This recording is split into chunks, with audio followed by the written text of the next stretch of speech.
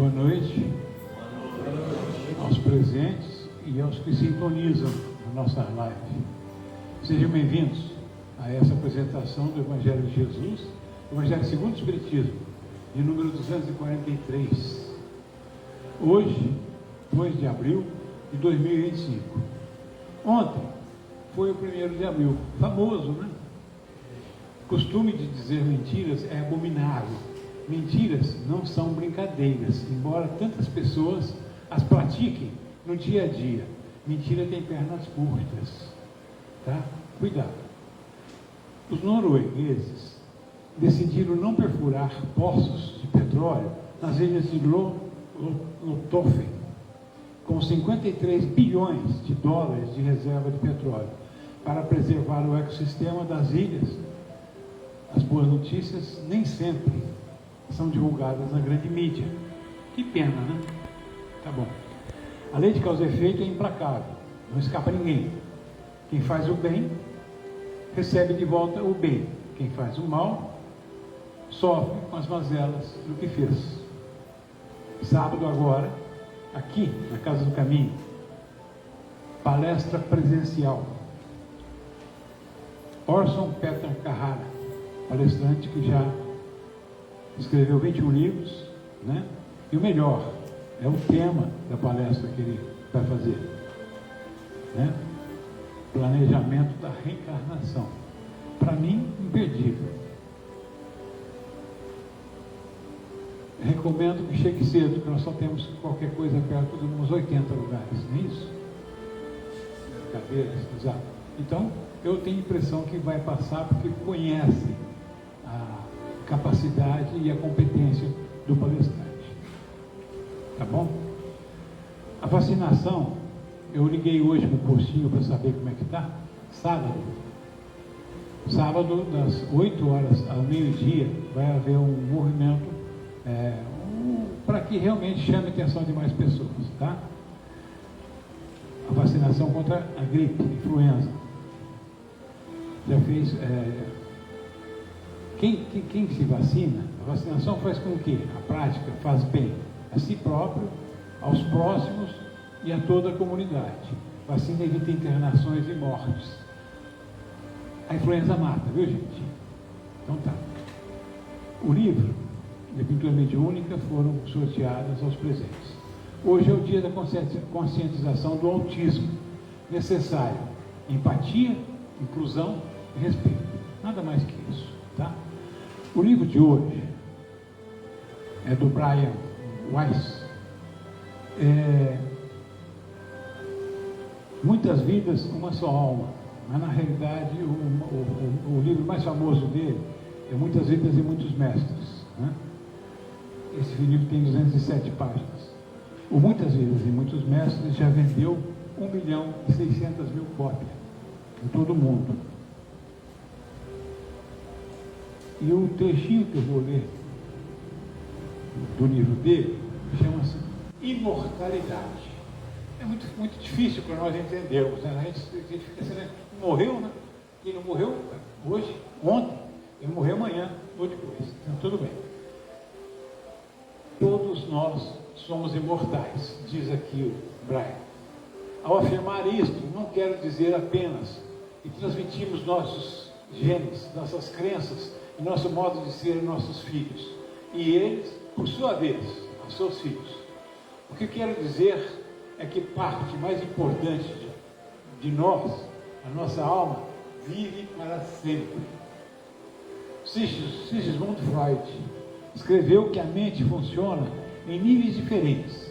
Um desses níveis é o que ele chama de mente inconsciente, que por definição não percebemos, mas que armazena toda a nossa experiência e nos leva a agir como agimos.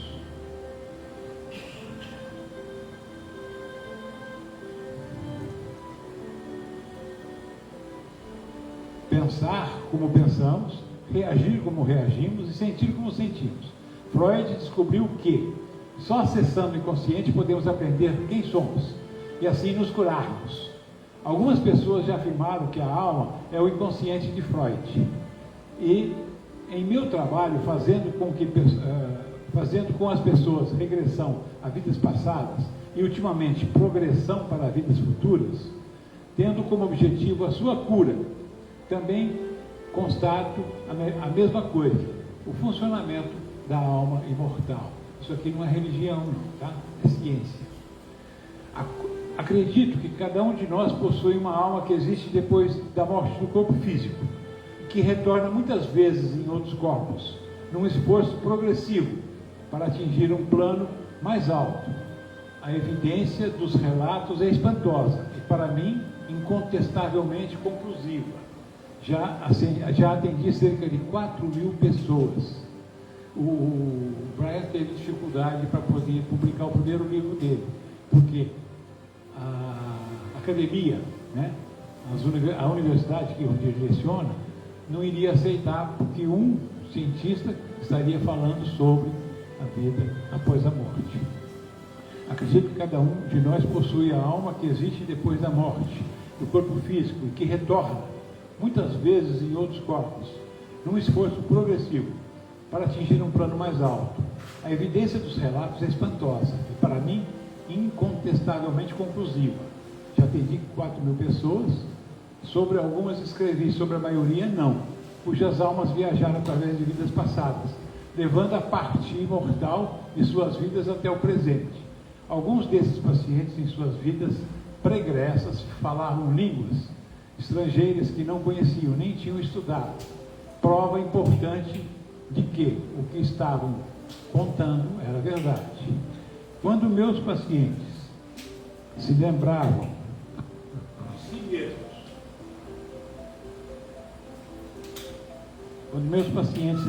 de si mesmos, em outras vidas, os traumas que os haviam trazido ao meu consultório se abrandavam. E, em alguns casos, eles eram curados. Esse é um dos objetivos primários das almas, progredir em direção à cura. Budistas e hinduístas têm acumulado casos de vidas passadas há milhares de anos. A reencarnação é um dogma fundamental no misticismo judaico. Em algumas seitas fazia parte dos ensinamentos básicos até o começo do século XIX. Centenas de outros terapeutas registraram milhares de sessões de regressão a vidas passadas e muitas experiências de seus pacientes foram comprovadas. Eu mesmo verifiquei detalhes específicos e fatos relatados e gravados de vidas passadas. Detalhes precisos e fatos que seria impossível atribuir à fantasia ou à invenção, já que a maioria das pessoas desconhecia os fatos históricos que narravam, ou os lugares que descreviam. Não tenho mais dúvidas de que a reencarnação é real. Nossas almas já viveram e viverão de novo. E dessa forma, somos imortais. Boa noite e obrigado.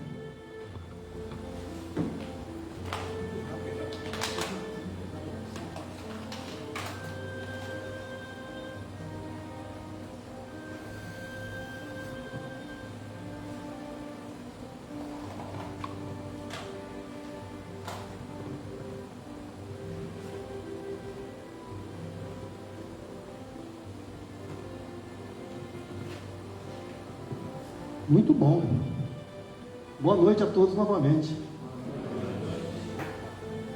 Vamos lá? De novo? Boa noite, pessoal. Boa noite. Agora eu senti um boa noite de seres imortais. Alguém ainda tem dúvida sobre isso? Alguém tem dúvida sobre se somos imortais? Ok. Hoje nós damos continuidade às nossas reflexões sobre as bem-aventuranças. Então nós vimos o primeiro bloco do Evangelho segundo o Espiritismo, que trata sobre o plano divino. Não é? Eu vim cumprir a lei, meu reino não é deste mundo, ninguém chega ao reino do céu se não nascer de novo. E aqui Jesus nos dá, eu sou o caminho, a verdade e a vida, nos dá o caminho.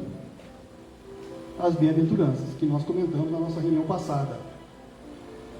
E nos capítulos que Kardec trata das bem-aventuranças, são o capítulo 5, bem-aventurados que choram.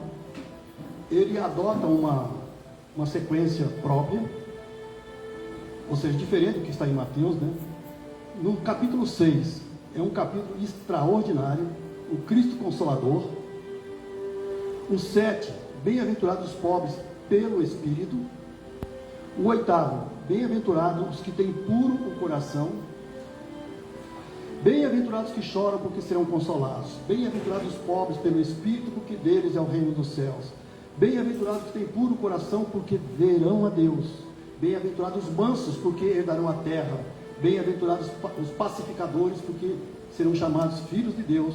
E bem-aventurados os misericordiosos, porque receberão misericórdia. Lembrando então que para cada ação tem uma recompensa. Jesus oferece uma recompensa. Só relembrando, não é? E hoje, em Bem-aventurados que choram, é o segundo maior capítulo do Evangelho segundo o Espiritismo, só perdendo o capítulo 28, que é o capítulo das preces, ok? E aqui, neste capítulo, ele trata da justiça das aflições, das causas atuais das aflições, das causas anteriores das aflições. Alguém tem dúvida que somos imortais? Esquecimento do passado, que alguém aqui estava comentando que tempos atrás brigou bastante contra isso. Motivos de resignação, o suicídio e a loucura. E são os tópicos que Kardec trata neste capítulo.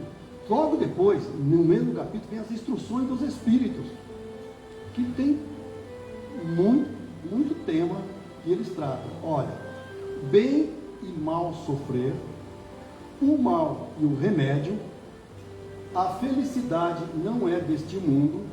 Nós vamos comentar muito sobre isso. Perda de pessoas amadas, mortes prematuras. Se fosse um homem de bem, teria morrido, e é verdade. Os tormentos voluntários, a desgraça real, a melancolia, provas voluntárias, o verdadeiro silício, dever-se-á por termo as provas do próximo. Será lícito abreviar a vida de um doente que sofra sem esperança de cura? O sacrifício da própria vida e o proveito dos sofrimentos para outro. Então veja, esse é o elenco de temas tratados neste capítulo. São muitos temas, né? E especificamente de hoje, ele começa: bem-aventurados que choram, pois que serão consolados. Bem-aventurados os famintos e os sequiosos de justiça, pois que serão saciados. Bem-aventurados que sofrem perseguição pela justiça, porque é deles o reino dos céus. Em Mateus capítulo 5, versículos 4, 6 e 10. E em Lucas: bem-aventurados vós, que sois pobres, porque vosso é o reino dos céus. Bem-aventurados vós, que agora tendes fome, porque sereis saciados. Ditosos sois vós que agora chorais, porque rireis. Em Lucas capítulo 6, versículos 20 e 21. Mas ai de vós ricos, não é rico material não, viu gente? Que tendes no mundo a vossa consolação. Ai de vós que estáis saciados, porque tereis fome. Ai de vós que agora rides, porque sereis constrangidos a gemer e a chorar. Aqui cabe só um lembrete de uma pequena diferença entre o Evangelho de Mateus e o de Lucas. Mateus coletou esses ensinamentos de Jesus ao vivo. Quando ele subiu ou desceu, segundo Mateus ele subiu ao monte, Jesus falando e Mateus anotando. Lucas, que é um evangelho extraordinário, ouviu muito desses ensinamentos de Maria de Nazaré. Então, no evangelho de Lucas, as bem-aventuranças estão distribuídas ao longo do evangelho dele. Porque é bem provável que Jesus tenha repetido essas informações, esses conhecimentos, realmente em toda a sua obra, não é? Mas o mais conhecido pela concisão, é o de Mateus, que tem lá as bem-aventuranças. Ok? Sigamos. Dito isso, sigamos. Esse capítulo aborda então um tema que é recorrente em todas as épocas, em todos os lugares, que trata da dor, do sofrimento humano. Por que sofremos?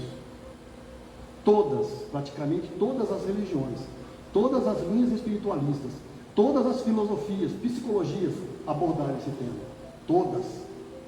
Só para ter uma ideia, em termos de filósofos, nós tivemos Nietzsche, nós tivemos Kierkegaard, nós tivemos Schopenhauer, nós tivemos o Serenada de Jean-Paul Sartre, os existencialistas, que abordavam essa questão, mas com a limitação de uma vida, de uma existência, que se encerra, que começa no berço e termina no túmulo. Passamos aqui uma diferença entre existência e vida. Vida é a do espírito, que é imortal. Existência são as diversas encarnações pelas quais já passamos, estamos passando e continuaremos. Ok? Então, existência temos muitas, vida, uma só. Entre os teólogos, nós tivemos a abordagem de Agostinho, de Hipona, Santo Agostinho, a abordagem de Tomás de Aquino. Na área da psicologia, Jung trouxe essa reflexão sobre a questão da dor. Mas nenhuma dessas abordagens deu uma resposta que atenda à nossa razão e que atenda à nossa emoção, vis-à-vis a concepção de um Deus soberanamente justo e bom. Essa resposta, essa explicação, a doutrina espírita nos traz. Então, eu vou ler o tópico que trata da justiça das encarnações e depois a gente segue em frente.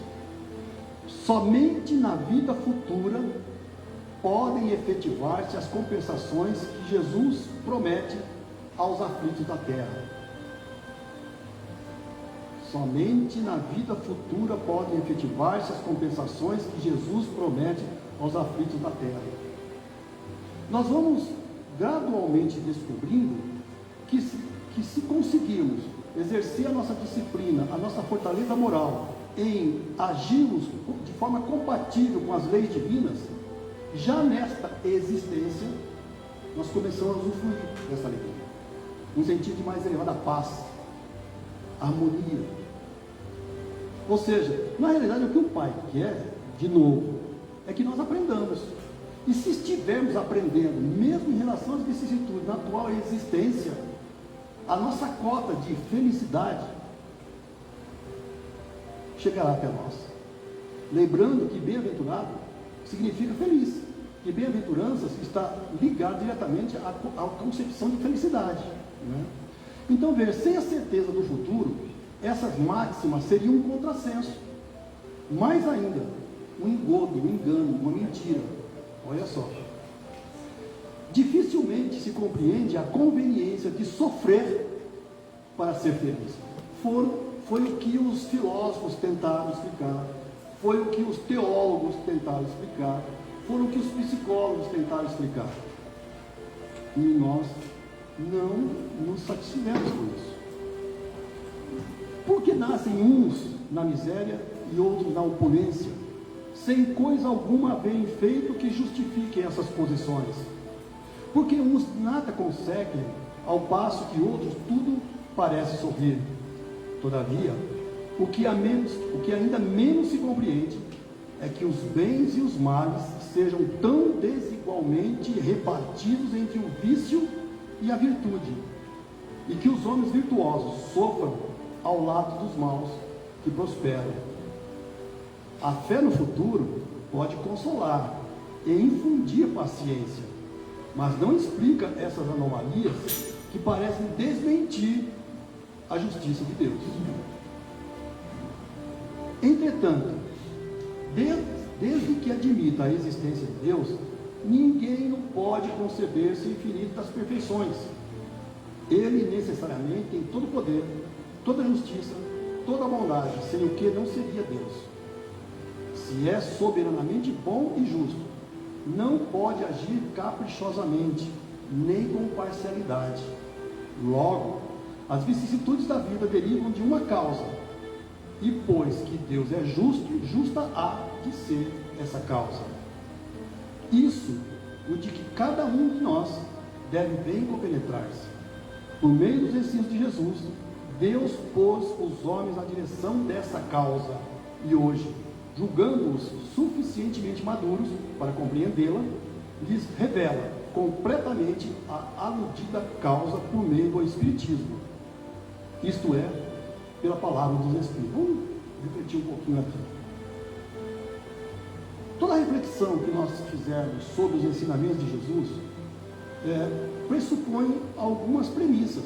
Nossa, acho que eu fui redundante agora, né? Mas enfim, primeiro, que Jesus se dirige ao ser espiritual, imortal, aprendizes da vida que somos. Isso é ponto de partida. Jesus se dirige ao ser espiritual que somos, não ao ser encarnado com vistas apenas às questões materiais. Esse ele chama de os homens. Aqueles que estão buscando as coisas do Espírito, ele chama dos seus discípulos. Nós já comentamos essa diferença. Então, a primeira questão é: Jesus se dirige ao ser espiritual que somos. Segundo, a concepção do Deus Pai, e que aí a doutrina espírita nos traz, não é privilégio, não é algo que surgiu com a doutrina espírita, mas as explicações sim, os atributos divinos, até porque consta da Suma Teológica de Tomás de Aquino, por exemplo, mas sem a riqueza e a amplitude de considerações que o Espiritismo nos traz. Então, Deus é a inteligência suprema, causa primária de todas as coisas, Deus é único, Deus é eterno, Deus é imutável, Deus é soberanamente bom, Deus é soberanamente justo, Deus é onipotente, infinito em todas as suas perfeições. E aí como é que fica? Se é assim, por que estamos sofrendo? Olha, acreditem, muitos de nós espíritas fazem essas perguntas. Por que não refletimos o suficiente ainda? Por que não refletimos o suficiente ainda? Não temos o livre-arbítrio? Não temos as leis morais que nos educam? Não temos a nossa consciência na qual essas leis morais estão inscritas? Nós temos. Sabemos quando estamos agindo de forma compatível, coerente com as leis naturais, e quando delas estamos nos distanciando, ou indo de encontro às leis morais. E ao encontro é harmonia, e de encontro é atrito. Atrito gera energia, uma energia, no caso, para os menos fortes, que somos nós, significa dor e sofrimento, não é?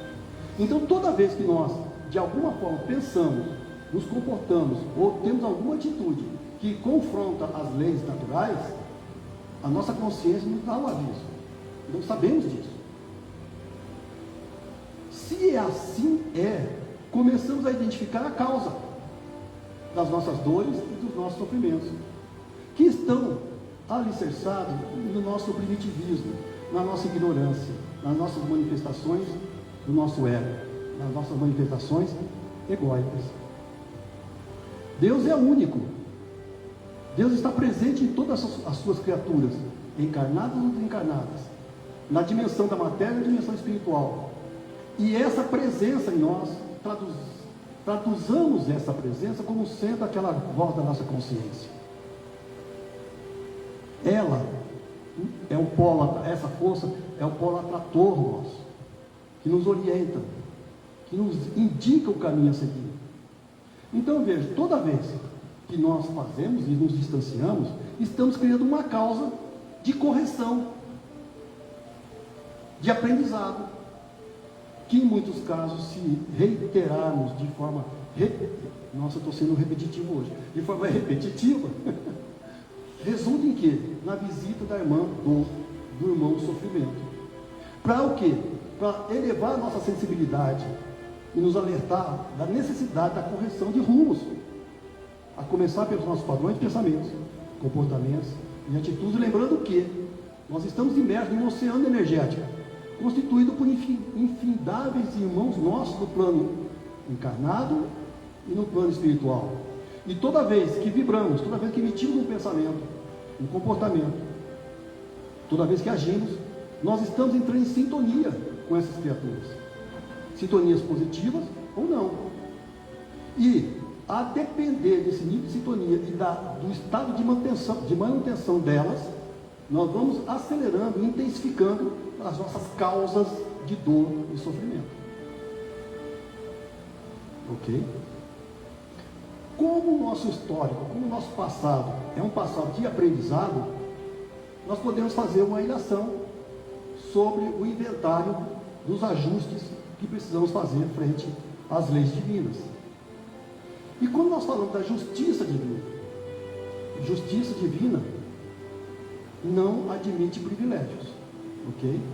Porque uma das manifestações egóicas é exatamente o sentimento de privilégio. A outra é de superficialidade e a outra é a ilusão da infalibilidade. Qualquer privilégio perante as leis divinas seria, por princípio, injusto. Ou seja, do ponto de vista da justiça divina, isso não existe. Então, procuremos realmente estudar, entender, buscar, através do autoconhecimento, a identificação das correções que se fazem necessárias. E Kardec escreveu um livro extraordinário que trata só sobre a questão da justiça divina segundo o Espiritismo, que é o céu e o inferno. É um livro da codificação. Então lembramos, livro dos Espíritos, livro dos Médiuns, livro O Evangelho segundo o Espiritismo, Céu e Inferno e a Gênese. Os 5 livros do Pentateuco Espírito. Tem outros, não é? O que é o Espiritismo, que é um básico, depois as obras póstumas, que é uma coletânea de matérias coletadas de Allan Kardec aqui de Sopósito em Carne, e a Revista Espírita, não é? Então, nesse livro, Céu e Inferno, a Justiça segundo o Espiritismo, Kardec colhe o depoimento de espíritos em diversos estágios evolutivos. Os espíritos infelizes, os espíritos medianos, os espíritos felizes, os endurecidos, enfim, uma série deles, através de relatos dos próprios espíritos, falando por que eles se encontram nessa situação no plano espiritual, identificando as causas que aconteceram nas suas existências e as consequências no plano espiritual. E no capítulo 8, no capítulo 8 do Céu e Inferno, tem lá os 25 conceitos fundamentais que tratam da justiça divina, de causa e efeito, da justiça divina, capítulo 8 do Céu e Inferno. E lá que fala no item 8 de arrependimento, de expiação e de reparação. Nós já comentamos aqui que a dor, o sofrimento por si só, não redime. Não redime. A dor e o sofrimento é a função de nos sensibilizarmos para identificarmos em nós as causas das nossas dores e dos nossos sofrimentos, que vem lá com o remorso. O remorso, depois o arrependimento, ou seja, a percepção da necessidade dos ajustes a serem feitos. Aí vem a necessidade de colocar em prática essa percepção, que é a expiação, e depois colocar no universo a quantidade de amor equivalente ao prejuízo que nós causamos, que é a reparação. Então, arrependimento, expiação e reparação é a tríade que nos leva a suplantar causas de dor e sofrimento. E aí depois, lá no final desse capítulo 8, ele diz assim, ó: a estrada da felicidade está aberta para todos. A lei gravada em todas as consciências é ensinada a todos. Deus fez da felicidade o prêmio do trabalho e não do favor, a fim de que cada um pudesse dela ter o seu mérito. E neste capítulo está encerrada também a moral espírita, que é autonomia, liberdade e responsabilidade. Vejam só, autonomia, diferente da moral Eu vou falar um palavrão aqui, mas depois eu traduz. Autonomia, ok? Diferente da moral heteronômica. O que é moral heteronômica? É aquela que é imposta de fora para dentro para o indivíduo. De fora para dentro pelo quê? Pelas teologias, pelas políticas, por aí vai. A moral espírita, não. Nós temos aqui a autonomia da nossa reflexão, das nossas decisões, do nosso livre pensar, até onde é possível isso. Um dia comentaremos sobre isso. O nosso livre agir. Temos autonomia para isso. Mas, como diz nosso Raul Teixeira, Espiritismo não é para quem quer, é para quem aguenta. Temos também a responsabilidade. E muitos de nós queremos ter autonomia, queremos ter liberdade, mas temos uma dificuldade imensa de entendermos, de assumirmos as responsabilidades pela nossa autonomia e pela nossa liberdade. Exercendo a nossa autonomia, exercendo a nossa liberdade e as consequências muitas vezes queremos terceirizar. Não cabe. Perante a justiça divina, não cabe. Não cabe.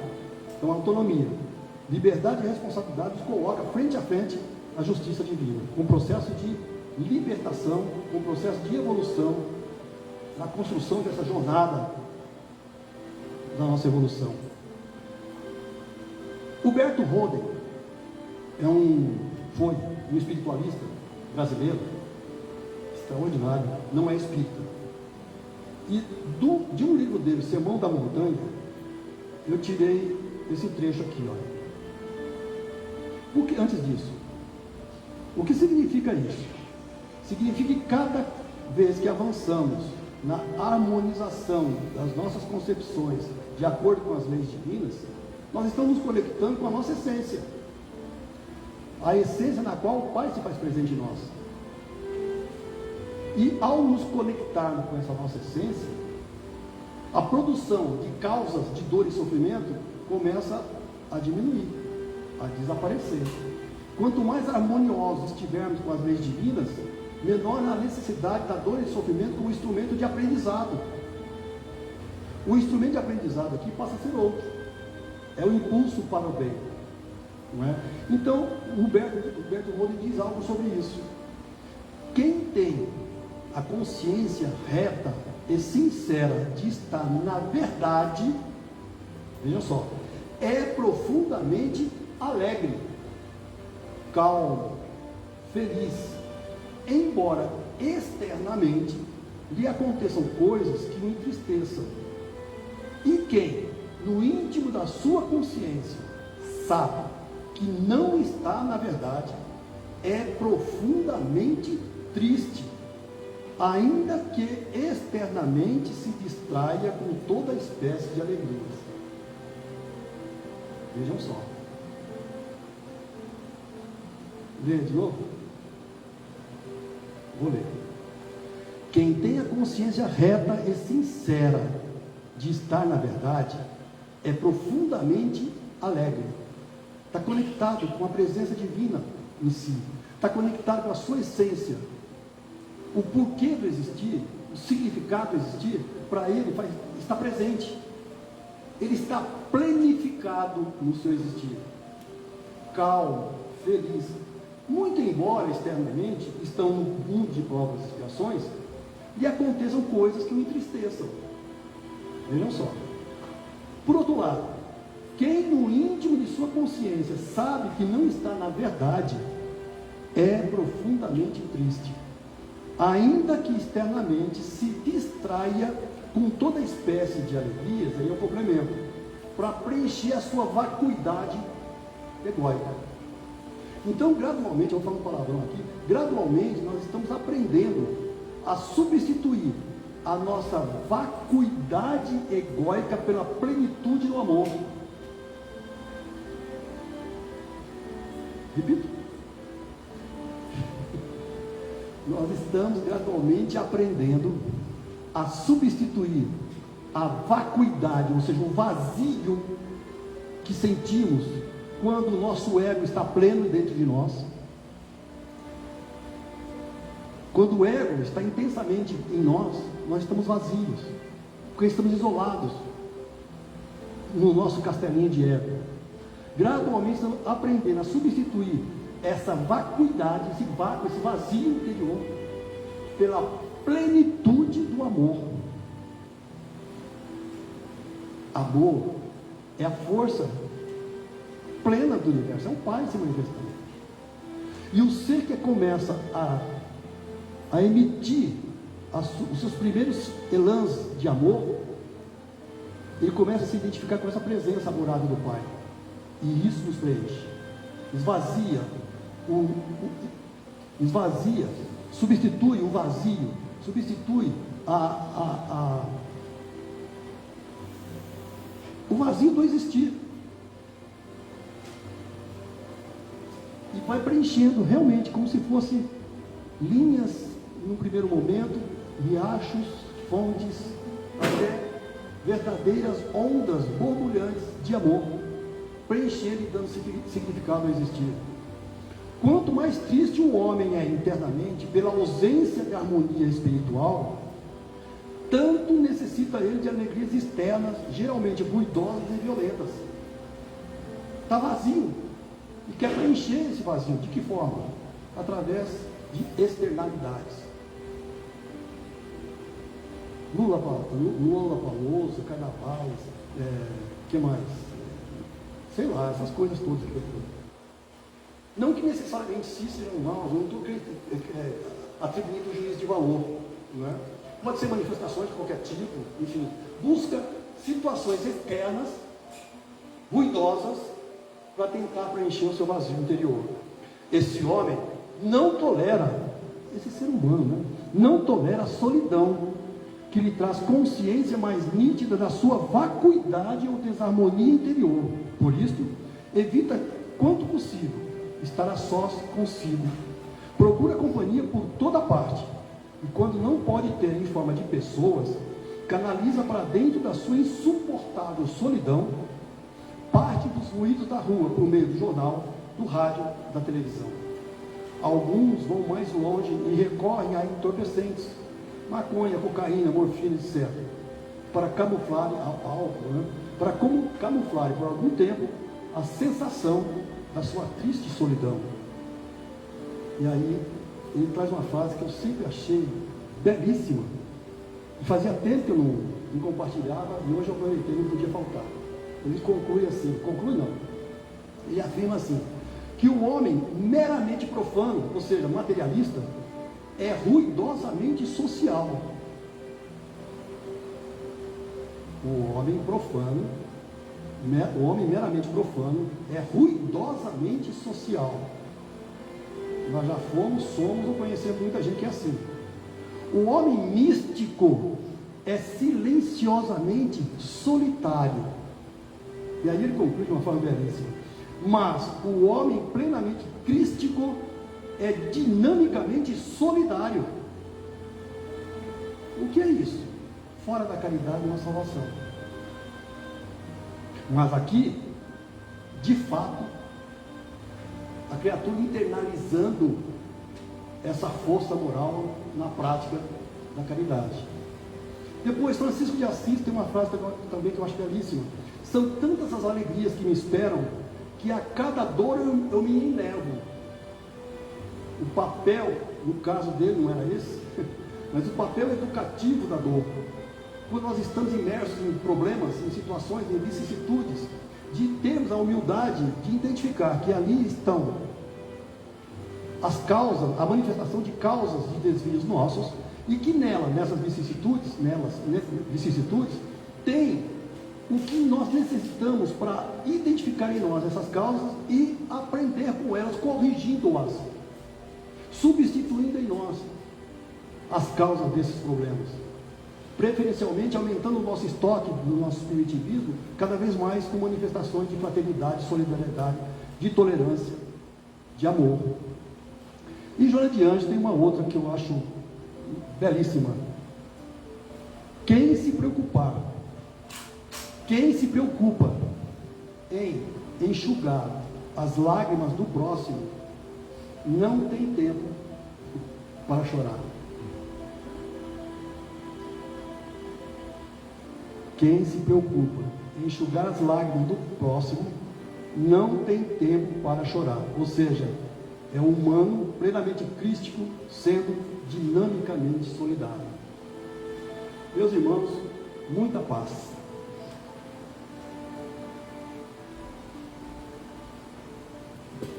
Meus irmãos, minhas irmãs, muita paz.